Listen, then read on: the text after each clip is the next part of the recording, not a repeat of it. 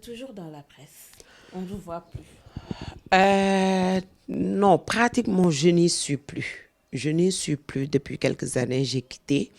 Mais je me réclame toujours journaliste. Donc, voilà, nekkatuma ci carrément, defatuma, exercetuma. Et pourquoi? Moi, grande question. Voilà. Pourquoi? Il y a beaucoup de raisons. Pourquoi? Parce que j'ai quitté la RTS. Pourquoi? Parce que je suis dans la Mecque, dans mes propres affaires. Donc, j'arrive pas peut-être à trouver un patron qui m'accepte en tant que tel avec mon calendrier.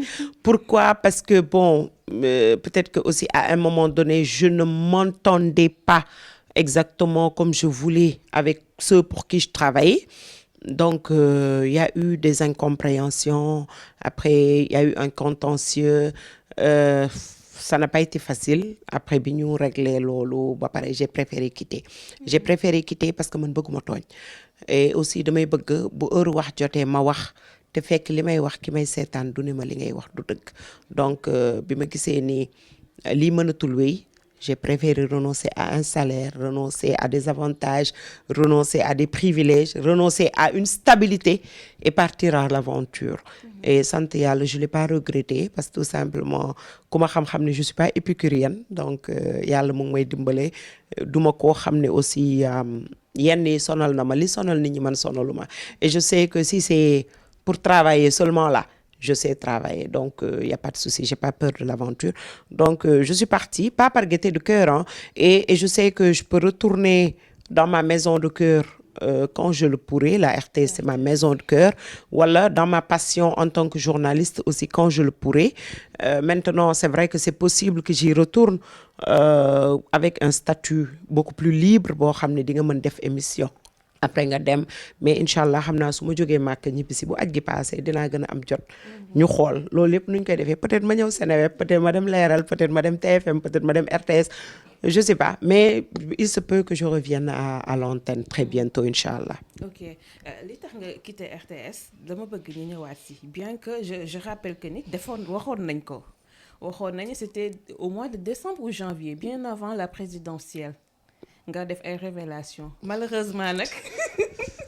Non, en fait, c'est dog heureusement tu avais eu une exclusivité. Voilà. Après tu l'as raté. Bon, c'est ça le journalisme. Et j'ai donné l'exclusivité, j'ai donné cette info. Oui, récemment j'en ai parlé dans une interview que j'ai faite avec Leral. Là, donc je peux en parler. En fait, j'ai quitté la RTS parce que tout simplement à un moment donné, j'avais droit à 90 jours de congé. J'ai écrit pour prendre, ces 90 jours de congé, j'ai écrit pour prendre 25 jours pour aller à la Mecque. Donc, RTS, d'union fonctionnaire. On a un statut de non-fonctionnaire, donc on a le droit de faire d'autres activités qui n'ont pas de lien direct avec le journalisme. Mun nga dem jaay, mun nga dem jënd, mun nga organiser ay activités génératrices de revenus et tout. Donc, bi ma ñëwee man Makka daf ma neex ma dem ñëw après j'ai eu envie tout le temps d'y retourner. Donc instant boobu bi ma ñëwee bëgg dem Makka, j'ai fait ma demande de permission à défalquer sur mes jours de congé yoo xam ne man maa ko moom ñaanuma permission bu ma moomul. Donc j'avais droit à 90 jours, j'ai pris 25. Bi ma bindee, mon chef de département d'alors a refusé de transmettre parce que tu écris par voie hiérarchique. Tu passes par un secrétariat qui donne à ton chef de département, qui donne à ton directeur et au directeur général mu visé. Donc mon chef de département d'alors a refusé de transmettre la demande. Bi mu ko defulee ma toog pendant 2 jours 3 jours, j'ai pas eu de réponse. Ma relancé leen ñu ne ma moom jox nañ ko demande bi, ma woote télévision ñu ne ma ils n'ont pas reçu la demande. Donc quand j'ai regardé, on m'a dit que la demande a été bloquée. Après, j'ai saisi mon syndicat, et que je remercie d'ailleurs au passage. Le SYNPICS RTS m'a beaucoup aidé, ainsi que le SYNPICS national, Moustapha Cissé, Bamba Kassé, Lucky Patrick Mendy. Vraiment, ils m'ont beaucoup aidé sur cette question-là. Bi ma leen saisiré, ñu ne ma, tu as droit à ces jours de congé. Donc, quand tu en as besoin, puisque tu as écrit, si l'administration ne te répond pas pendant 3 jours, tu considères que c'est un avis favorable. Donc, tu peux en jouir.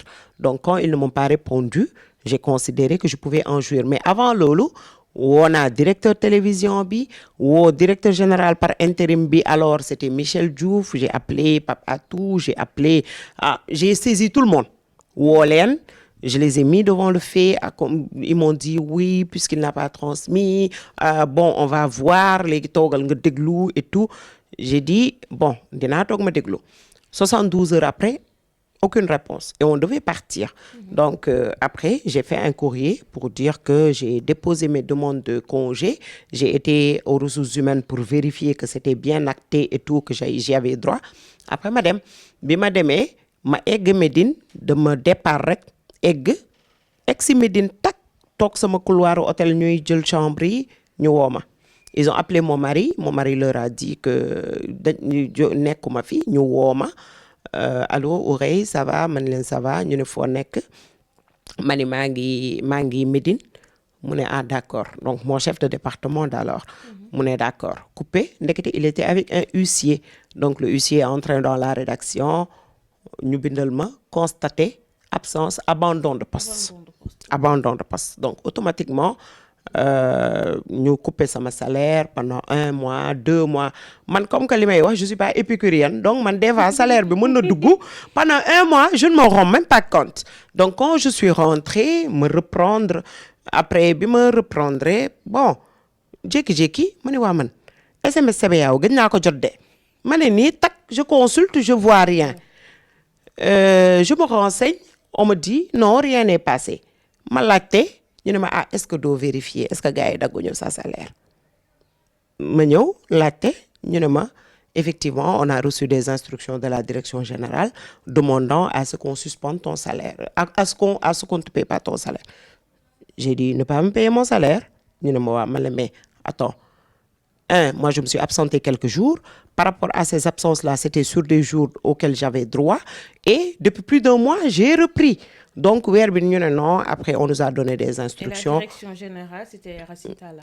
Waouh. Mais le contentieux, quand je l'ai eu, Bobo, j'avoue que Racine était absent du territoire. Okay. Mais après, quand il est revenu, il a été au courant du problème. Parce que, bindnako. Bimoko bindé, maniko, j'ai constaté que je n'ai pas reçu mon salaire. Me bindko, yo boudé chargé et tout, tontoul. Me bindatko. Bimoko bindate, ñom ñu bindma. Ne ma oui, vous êtes actuellement sanctionné, c'est la raison pour laquelle vous n'avez pas reçu votre salaire. J'ai dit, ma bindat, syndicaliste là donc et comme que j'avais le syndicat vraiment Synpics taxaw ne li c'est pas normal. Ñom ñep sama collègues yi ñep mobilisé wu taxaw ne li c'est pas normal. Vraiment il y a une solidarité extraordinaire à la RTS contrairement à ce que les gens peuvent penser. Peut-être duñuy wax ci biti mais ci biir les gens ils se battent. Donc biñu ki ñep taxaw ci ñu yóbbu leen ci yoon vraiment après dem yéeg wàcc procédure ñuy dem di wuy ji yoon di dem di ñëw coow li commencé di bari. Après bi ñu demee ñu ne leen yéen a wax ne kii musul def foot professionnel, que c'est un agent exemplaire, même bu ñëwoon ñaan leen pour dem Makka waroon ngeen ko mën a may. À plus forte raison bi mu ñëwee ne leen man ci jour yi ma am moom laa jël bind leen demandé ko kooku elle n'est pas en faute. Donc ñu sommé leen à ce que ñu restituer moom mon salaire. Mais xam nga nit am na fooy jaar ak moom après seen diggante dootul neexati. Donc loolu bi mu amee j'ai eu très mal. Bi ñu ma fayee rappel bi ma jël xaalis bi ma séddale ko. J'ai pris le truc, j'ai retiré ma séddale ko may vigile yi agent yi jox ci syndicat bi ma séddale xaalis bi daal ba mu jeex ba mu leer ma ni man xaalis bi yëpp jeex na. C'était ma façon à moi de me dire je ne me battais pas pour l'argent, je me battais pour un principe. Ma pare jour boobu laa décidé quitter parce que je me suis dit comme que suñu diggante egg na fii donc du neexaat et surtout que man j'avais été retirée de l'antenne dama xëy ñu ne ma bokkatuma ci présentateur yi. Après mes émissions avaient été arrêtées ñu ne ma que nee nañu nañu arrêté. Donc xam nga boo nekkee ci organe nekkatoo antenne nekkatoo émission. Après bon maa ngi fàttaliku su ma ne leen du ma dem reportage dernier reportage bi ñu ma yónni mooy préparatif Korité des petits-enfants. Comment les enfants préparent la Korité. Mooy man ku def 18 ans de carrière ñu ne ma naa dem marché HLM pour may wax robe turfette yi war a génn ak létt yu xale yi war a léttoo. Sama jëkkër ne ma boy on t'a mise d'or sans te le dire. Après bon bi ma demee foofu ma def nag sujet bi mu neex ma nag man leen awul problème man mën naa xam nga mais bon après je me suis dit c'est la fin quoi, c'est la fin, mieux vaut tàqali ko si jàmm après c'est la dem.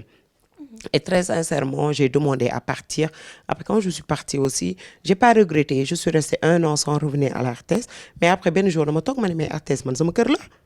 Ken appelé au ma fa. Donc, je suis revenue là-bas. Je n'ai que des amis là-bas.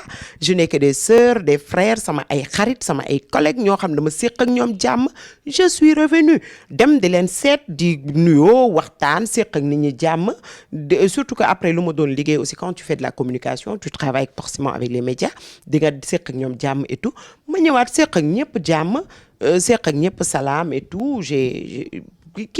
Après, vraiment, on a gardé de très bonnes relations, même avec la ñi ma causé woon tort boobu. Après, à la fin, bon, on s'est expliqué, on a eu de très bonnes relations par la suite parce que j'ai décidé de partir. Parce que moo gën ma nekk fa di xuloo ak chaque jour defante xam nga ñu naan la doo jàll ci télé bi da ngay jàll ci télé bi pour man dépassé naa yooyu. Après, je suis partie tranquille. Et c'est dommage parce que l'artiste a perdu beaucoup de gens comme ça. C'est quoi le problème? Voilà, c'était quoi le problème? Non. En fait, bon, tu sais, xam nga gestion, personnalité, ñiy jiite daf ci am solo. Gis nga man pour man ku jiite da nga war a jëllale lu bari, da nga war a jéggale lu bari. Te nit boo ko formé parce que nit mënul génn sesti nga formé ko tàggat ko. Mu jàngee ci kër gi ba dara desul lul mu jëriñ kër gi parce que tey ku def 18 ans 15 ans 20 ans de métier kooku moo war a jëriñ kër gi instant boobu boo ko sàgganee dugal ko frigo. Mais regardez aujourd'hui un excellent journaliste comme Alassane Cissé kañ nga ko gëj a gis ci télé bi. Une excellente présentatrice comme Mignel Baro, tu te réveilles un beau matin, tu la sors de l'antenne. Quelqu'un par exemple bëri na ñoo xam ni tey je me dis que am na ñu bëri ñoo xam ne tey pour man c'est du gâchis, c'est du gâchis. Et c'est le Sénégal qui perd, c'est la RTS qui perd. Mais jàpp naa ni tey nit ñi toll nañ foo xam ne ku nekk da nga war a reprendre sa liggéey ñi fa desul aussi continuer di conseiller di accompagner di encadrer di liggéey parce que journalisme Sénégal moo toll foo xam ne ñëpp a war a ñëw. L'ancienne génération doit venir accompagner la nouvelle génération parce que nag chacun a fait son temps. Surtout. Et il y a de nouveaux talents qui ont émergé yu fi nekk xale yaa ngi toj télé yi. Xale yi macha allah dañu mën. Man quand je regarde tey ay ñoom Fonseca ay ñoom Mariama Dramé ay ñoom Aminata Mbengue Fall mais dama naan xale yaa ngi toj télé bi mais am na ñoo xam ne tey ñi ngi ci suuf. Soxla ñu leen former ñun ni ñu ñoom Omar Diaw defaloon ni ñu ñoom Malaye Diop defaloon ni ñu ñoom Alassane Diédhiou defaloon ñun dañ ko war a defal ñeneen ñi dañu war a fay bor bi dañu war a toog di xool lu xale yi jóge reportage lu ñu bind corriger leen jàppale leen encadrer leen loolu mooy journalisme de qualité noonu lañ koy construire mais boo taqaliko wi ak say mag ñëpp bàyyi xale yi kese après da ngay soxla bras sax doo ko am. dëgg la nouvelle génération bi dañuy soxla te nit ñi nag koo bàyyi mu dem koo bàyyi mu dem mais quand on a de l'expertise mais on ne traîne pas donc c'est du gâchis. C'est vrai. C'est vraiment dommage parce que RTS bu ñu koy wax c'est la crème en fait. Ah oui, et jusqu'à présent c'est la crème vraiment lu fa am en termes de qualité de ressources humaines tey bu ñu leen bàyyee ñu doxal RTS amul moroom parce que tout simplement écoute c'est des centaines et des centaines d'agents qualifiés de très bonne qualité très bonne qualité tey man gis naa ay maquilleuses yu toog tey émission yoo xam ne bu ñuy wax da ngay yéemu dañ ko mën.